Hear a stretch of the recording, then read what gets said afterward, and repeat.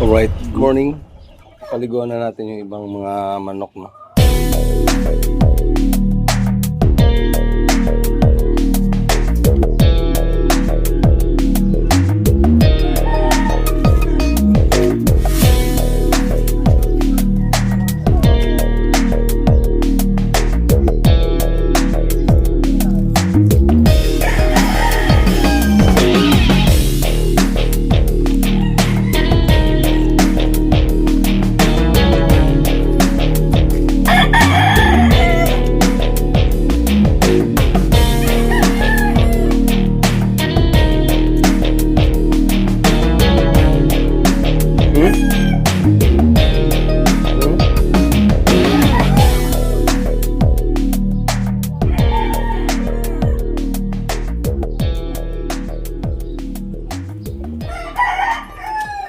Nilinisan na rin natin yung kanilang area.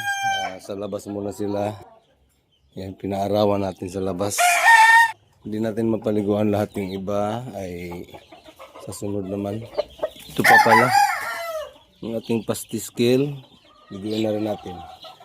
Let's go. Mga sisiyo ay binawasan na natin. Ayan, ilipat natin dito yung iba. Mga next day naman ay hiwalay na naman natin dito. Maglipat na naman tayo. Siguro mga 4 na hiwalay ang mga yan para maluwag. Ito yung ating mga 3 months.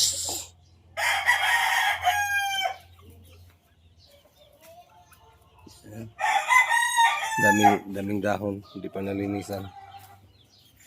Ito naman mga 2 months. Ayan. Mga babae. Pinawisan tayo ng maraming singot. Ito pa pala ang ating ganador. Ayan. Ayan, hindi pa yan naligo.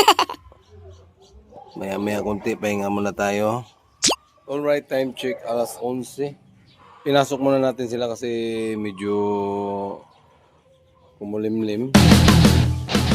Medyo tuyo na rin konti.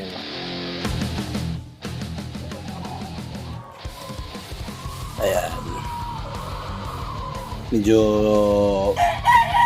basa pa pero nakatulo na. May ilang oras din sila doon sa labas. Ito yung ating mga bullstag na to sila ngayon.